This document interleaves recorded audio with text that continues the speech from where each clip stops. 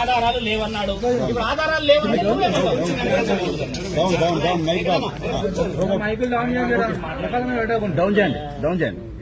ఈ రోజు నేను ఎల్లూరు శ్రీనివాస్ పైన కంప్లైంట్ ఇవ్వడానికి మహిళా కమిషనర్ నెరవేరు సాగర్ గారికి ఇచ్చేసాను. అన్ని ఆధారాలతోటి నేను అది సబ్మిట్ చేయడం జరిగింది. నేను త్రో పోలీస్ స్టేషన్ ద్వారా త్రో కోర్టు ద్వారా నేను లీగల్ గా వెళ్తున్నాను.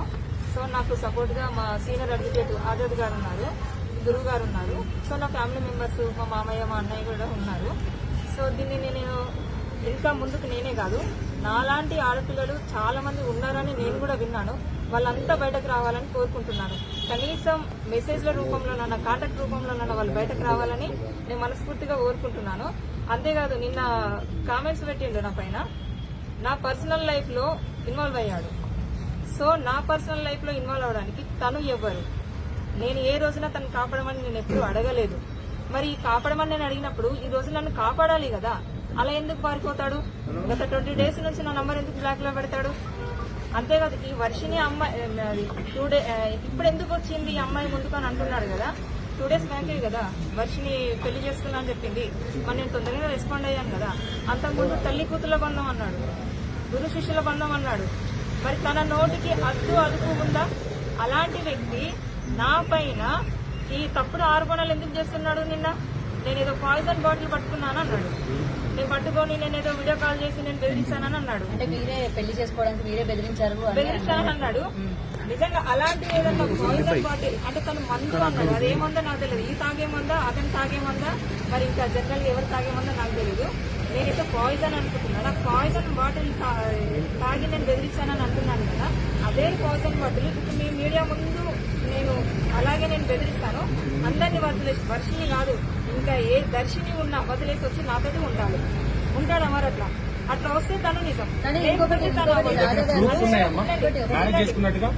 ఇంకోటి తను ఫస్ట్ డే అంటే January 1, 2025 ఇక్కడ లేనన్నాడు. లేకపోతే తను బర్త్డే సెలబ్రేషన్ ఎలా చేసుకుంటాడు వాళ్ళ ఫ్యామిలీ తోటి చెప్పండి. అతని కేక్ కటింగ్ అవన్నీ ఉన్నాయి. అతను ఎలా బర్త్డే చేసుకుంటాడు? మధ్యప్రదేశ్ లో ఉన్నాడు. ఎట్లా అన్నాడు? ప్రూఫ్ చూపెట్టమని చెప్పండి. నా దగ్గర ప్రూఫ్స్ ఉన్నాయి, అన్ని నేను సబ్మిట్ చేశాను. నేను ఇక్కడ కంప్లైంట్ ఇచ్చాను. రేపు నేను పోలీస్ స్టేషన్ కోర్టు ద్వారా కూడా నేను వెళ్ళి చూపిస్తాను. మీరు మ్యారేజ్ చేసుకున్నారా? చేసుకుంటే ఎప్పుడు చేసుకున్నారు? వాళ్ళు ఏమన్నా మీ దగ్గర ఆధారాలు ఉన్నాయా మ్యారేజ్ చేసుకున్నట్టు? నాకు పెళ్లి అయింది, అవన్నీ ప్రూఫ్స్ తన దగ్గరనే ఉన్నాయి. కానీ ఆ పెళ్లి బలవంతంగా నేను ఇష్టపడుతున్నానని చెప్పేసి కట్టేస్తే అది పెళ్లి అవుతుందా చెప్పండి? అంటే మీకు ఇష్టం లేకుండా పెళ్లి చేసుకున్నాడా? నాకు ఇష్టం లేకుండానే పెళ్లి చేసుకున్నాడు, బలవంతంగానే చేసుకున్నాడు. కానీ ఈ రోజున ఒక అమ్మాయి పెళ్లి అయిందని చెప్పేసింది కదా, ఇట్లా ఎంత మంది పెళ్లి చేసుకుంటూ వెళ్తారు? బలవంతంగా చేసుకుంటే మీ పోలీస్ స్టేషన్ కానీ వినండి, తనని నేను అడిగాను, ఇది కరెక్ట్ కాదు అని చెప్పాను. చెప్తే తను బెదిరించాడు నన్ను. ఎన్ని రోజులు కూడా నేను చెప్పలేదు, బెదిరించండు. అదే ఏమని బెదిరించాడో కూడా తెలియాలి కదా. దానికి మీరు లొంగిపోయి పెళ్లి చేసుకున్నారంటే అంతలాగా ఏం బెదిరించాడు? నన్ను ఏమంటారు, ఇది ఎవరికైనా చెప్తే మాత్రం నేను నిన్ను చంపేస్తానని చెప్పేసాను. సో నేను అది కూడా అన్నాడు. ఇన్ని రోజులు మీరు అఘోరతో లేరు కదా, అప్పుడెందుకు బయటకు రాలేదు? మరి ఎందుకు నేను 3 నెలలుగా దాని తర్వాత మిమ్మల్ని వదిలేసి వెళ్ళిపోయాడు కదా. ఇద్దరు రూమ్ తీసుకుని ఇద్దరు ఉన్నారా, లేదంటే ఊరికే కలిసే వాళ్ళ? మేము రూమ్ తీసుకోలేదు, పర్సనల్ గా మేము వేరే చోట కలిసే వాళ్ళం. నాతో ఉండేవాడు, నాతో మాట్లాడేవాడు. నేను మెసేజ్ చాటింగ్ చేస్తే తనకు చార్జ్ సరిగ్గా చేయడం, నాకు వాయిస్ మెసేజ్ పెట్టాడు. నిన్ను కూడా అన్నాడు ఆడియో రికార్డ్స్ అన్నాడు. వాట్సాప్ వాయిస్ మెసేజ్ అవన్నీ నాకు తెలియదు. ఇప్పుడు నేను చార్జ్ చేశాను, తనకు రిప్లై వాయిస్ మెసేజ్ పెట్టింది నేను, అది కూడా తనకు చెప్పొస్తలేదు. అంతెందుకు మీరు నన్ను ఎన్ని గానో గుచ్చి అడుగుతున్నారు కదా. మరి ఇప్పుడు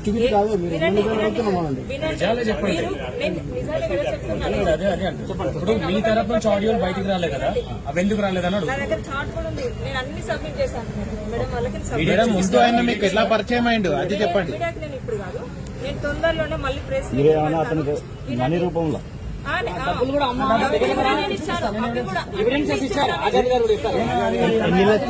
డబ్బులు ఉన్నాయి, మళ్ళీ డబ్బులు 5-6 లక్షలు ఇచ్చారంట. క్లియర్ గా చూపించండి, అది అడ్వకేట్ గారు చూపిస్తారు.